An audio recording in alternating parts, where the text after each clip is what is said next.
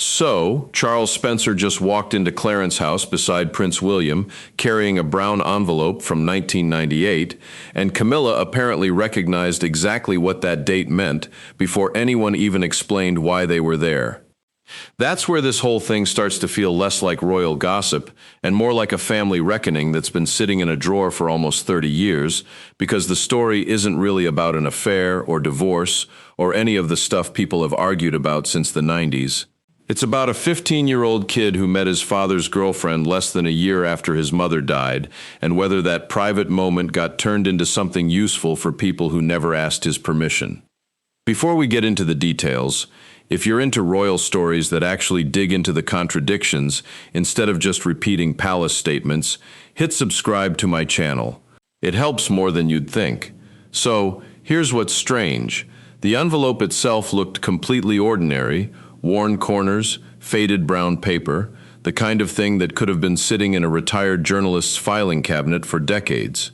Across the front were 5 words and 2 initials: July 1998, William CPB, Camilla Parker Bowles. That's it. But the date is doing a lot of work, because July 1998 is right after news got out that William had met Camilla privately for the first time, and the note attached to the envelope came from a former Fleet Street picture editor who said he'd kept the material because the official version never sat comfortably with him. He believed William deserved to know how the story had been discussed before it appeared. That sentence alone changes the entire temperature of the thing. This wasn't someone selling a scoop. This was someone holding on to evidence because the story never made sense to them. Charles Spencer had been at Althorpe when the package arrived 3 nights earlier. Sunday evening, the public had gone home. The house was quiet, and a staff member brought him this battered envelope with no real explanation. Inside were old assignment sheets, fax copies, contact notes, diary pages, fragments from the royal media machine that used to follow the family with this relentless, exhausting attention.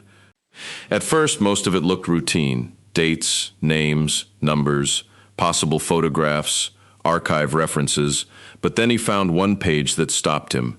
It referred to July 1998, and it carried notes connected to William. Then came references to Camilla, and near the bottom, one handwritten instruction, 3 words: William equals acceptance. Now, if you're Charles Spencer, you've spent years carrying the memory of your sister and the promise you made at her funeral to protect her boys. You stood in Westminster Abbey in September 1997 and said Diana would want her family to protect William and Harry from the pressures that surrounded her. Less than a year later, William was meeting Camilla privately at St. James's Palace, and someone outside the palace apparently looked at that meeting not as a grieving teenager being polite, but as a signal: acceptance. That's not a small leap. That's a completely different way of seeing the same event. Here's what we know about the timeline, and this is where it gets uncomfortable. William met Camilla on June 12, 1998. Anger, restraint, confusion, courtesy, maybe all of it at once. But here's the thing: a meeting is not an endorsement. Politeness is not forgiveness. Silence is not permission. Whatever William felt belonged to him, and then it didn't. On July 9, 1998, reports about the meeting started moving into public view. By July 10th, The Guardian reported that Charles's spokeswoman considered the published account accurate, but the detail that makes this even stranger is that the newspaper carrying the story had reportedly delayed publication for 24 hours at Charles' request, so William could first be warned that it was coming. Think about that. William wasn't being asked whether he wanted the meeting made public. He was being told the public was about to know. And once Britain knew, something subtle changed. The question was no longer whether William had met Camilla. The question became what that meeting meant. Commentators could treat it as progress. Friends of Charles and Camilla could see it as a sign that old barriers were weakening. Readers could assume that if Diana's eldest son could sit privately with Camilla, perhaps the royal family itself was beginning to move forward. But William never publicly said any of that. The meeting was being created around him, and that's where Charles Spencer's concern moves away from the leak itself and toward the meaning attached to it. The meeting was private. The interpretation was public. The difference between those two things is where this story becomes genuinely uncomfortable. Because when you look at what was said versus what happened, the official version starts to fall apart. If the meeting was just a private family moment, why did it become public within weeks? If William's feelings were his own, why did the story frame it as acceptance? And if no one intended to use him, why did the language around the meeting sound like it came from a communication strategy rather than a family update? The reported path of the leak is messy. Camilla had apparently spoken about the meeting to her aide, Amanda McManus. McManus discussed it with her husband. From there, the information reportedly traveled through other people before reaching a newspaper. Camilla was reported to have been furious when she discovered what had happened. McManus resigned, although she later returned to Camilla's service. That history complicates any simple claim that Camilla personally ordered the meeting leaked. The available record doesn't establish that. But here's the thing. Suppose the original disclosure was careless rather than deliberate. Suppose nobody sat down beforehand and planned for William's meeting to become public. That still leaves everything that happened afterward. Once the information was out, who understood its value? Who saw what the phrase "Diana's son has met Camilla" could do that no palace statement could? Who realized that William's apparent willingness to enter the same room could be interpreted as acceptance, whether he meant it that way or not? That's the question Charles Spencer couldn't shake. Not who first repeated the secret, but who recognized its power. Because somebody somewhere looked at a grieving teenager meeting his father's partner and understood that the image could mean more than the meeting itself. Acceptance? Permission? A bridge between scandal and rehabilitation? And that's when William saw a problem the older man hadn't fully separated. Finding the source of the leak wouldn't answer the bigger question. Chasing Amanda McManus again might establish how the meeting reached a newspaper. It wouldn't explain what happened after it arrived. The trail didn't lead back to McManus for long. Her place in the story was already known. The more important path ran through the wider communications operation that had spent years trying to change how Britain saw Charles and Camilla. One name kept appearing around that period: Mark Bolland. Bolland had been brought into Charles's household as a senior communications figure and became closely associated with the effort to improve the public standing of both Charles and Camilla. He understood newspapers, timing, access, and the difference between answering a story and shaping one before it was written that made him impossible for Spencer and William to ignore. A communications advisor didn't need to create a family event to benefit from it afterward.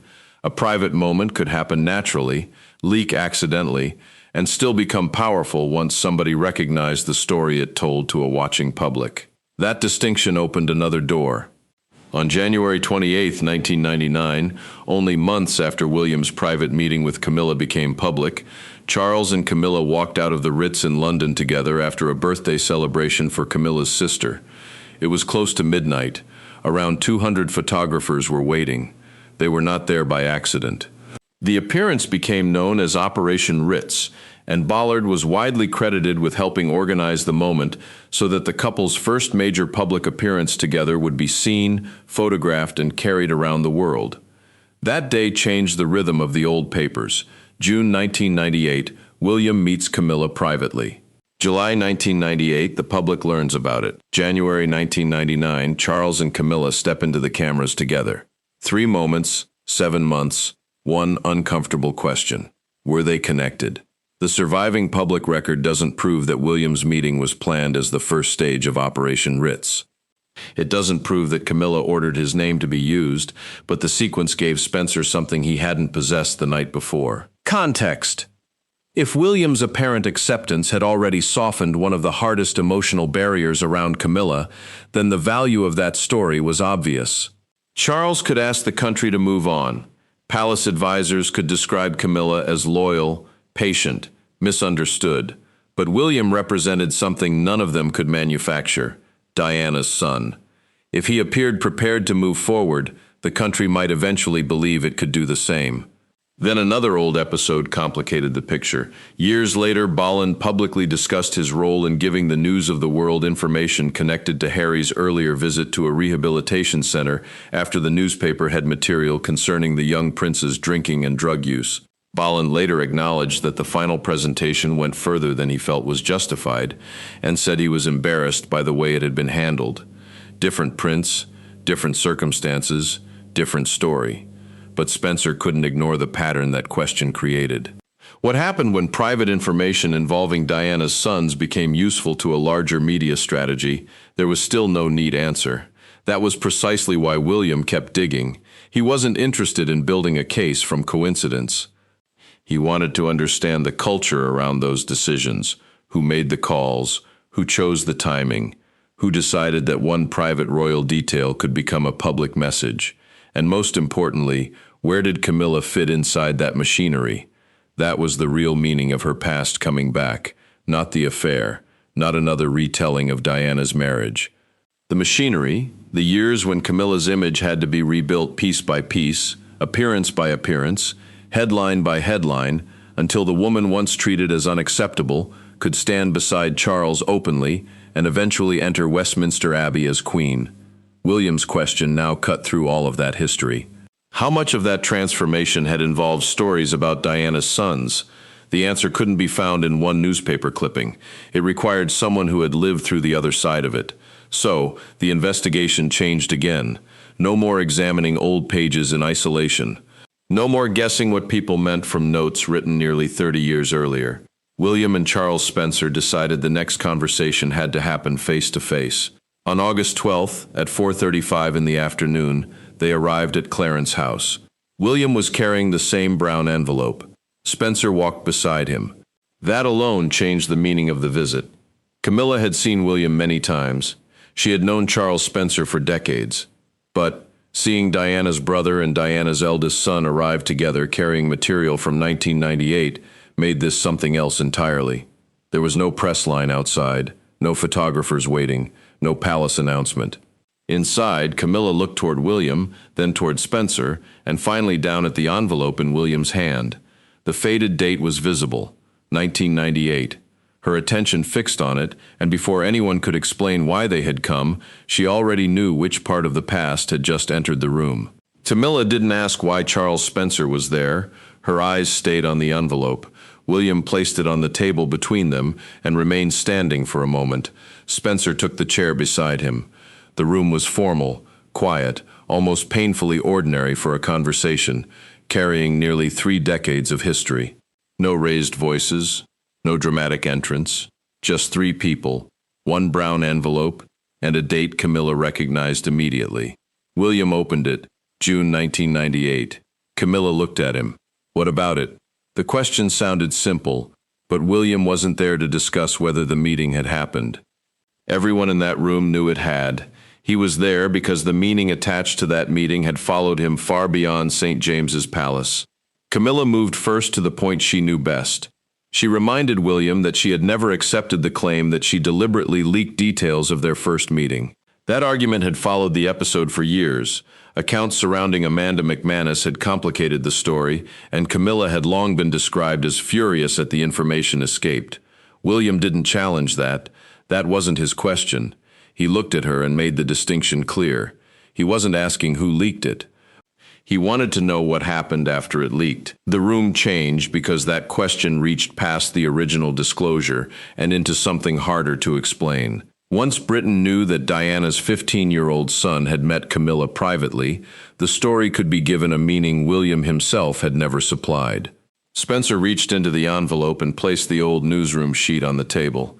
Camilla looked down. William equals acceptance. 3 words, nothing more. But the silence after them was longer than anything that had been said. William remained controlled. That restraint made the moment heavier. He had been 15. His mother had been gone for less than 10 months. He had entered that room because his father wanted him to face a family situation no teenager could have made simple. Somewhere outside that room, his presence had become something else. A sign, a message, a bridge. Spencer watched Camilla read the line again. The sheet didn't prove that she had written it, ordered it, or even seen it in 1998. That wasn't the accusation. The question was whether the wider effort to rehabilitate her public image had benefited from what William's meeting appeared to represent. Camilla challenged the assumption a newsroom interpretation was not a palace instruction. She was right about that, but William's point remained. Intent did not erase effect. If his private meeting became evidence that Diana's son was willing to move forward, then his name had carried emotional weight he never agreed to lend. That was when Charles entered. He had learned Spencer was inside Clarence's house and came into a conversation already loaded with history. His former brother-in-law sat beside his eldest son. Camilla stood opposite them. On the table lay material from one of the most difficult periods of Charles's life. His first instinct was defensive. The country had been hostile toward Camilla. Every public appearance had been examined. Every step forward had required caution. The family, in his view, could not remain frozen forever inside the pain of the 1990s. William listened. Then came the sentence that stripped the argument down to its center.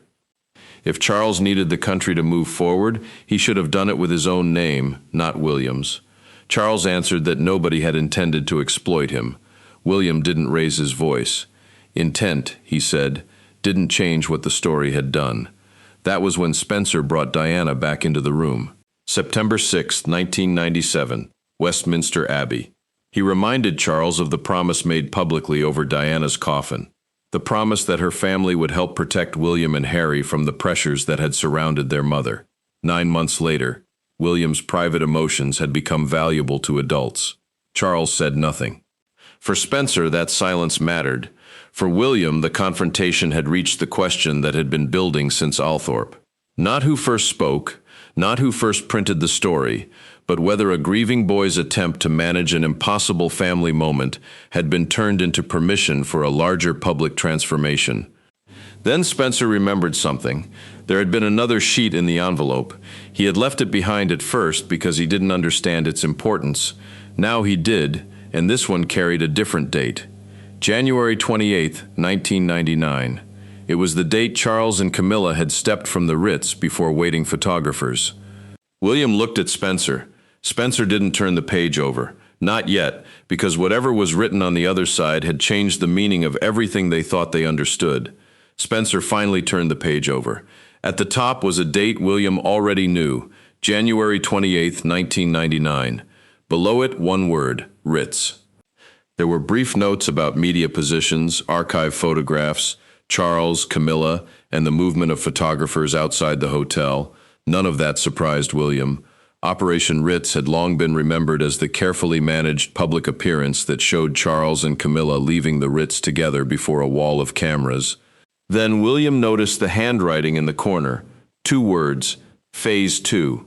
He looked at Spencer. That was the moment the room stopped feeling like a discussion about an old leak and started feeling like a question nobody could answer cleanly. Phase 2 of what? The sheet didn't provide an explanation. It didn't identify an author. It didn't prove that anyone inside Charles's household had designed William's 1998 meeting as part of a staged sequence. And William knew better than to pretend that 2 handwritten words could settle 30 years of history. But placed beside the earlier notation, the effect was difficult to ignore. William equals acceptance. Phase 2, one referred to the teenage prince, the other sat beside the Ritz appearance 7 months later. Spencer didn't need to make the accusation larger than the evidence allowed. The question was already large enough. Had people in the media world begun thinking about Camilla's rehabilitation in stages? Had William's apparent acceptance simply made the next public step easier? Or were these only the private shorthand of people watching events unfold from the outside? There was no final answer on the page, and strangely that made the discovery more powerful. A confession would have ended the mystery. This did the opposite. It forced everyone in the room to confront how much of royal history had been shaped not only by what happened, but by what those moments were made to mean afterward. Camilla could reject the implication. Charles could insist there had been no plan to use William. William could accept both statements and still be left with the same fact. His private meeting became public. His name carried weight, and other people decided what that weight meant.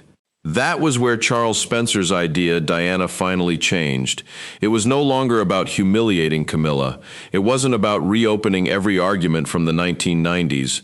It was about refusing to let one of Diana's sons disappear inside somebody else's version of history. Spencer had spent years living with the promise he made at Westminster Abbey. William had spent even longer living with the consequences of being watched while still trying to understand his mother's absence. Now those 2 histories had finally met. Not in anger, in memory. When the conversation ended, William and Charles Spencer left Clarence House together. The envelope went with them. Nothing had been settled publicly. No title had changed. No palace announcement followed. But the question they carried out was sharper than the one they had brought in. Who gets to decide what a grieving child's silence means? Outside, Spencer admitted that he wished he had asked more questions in those first years after Diana died.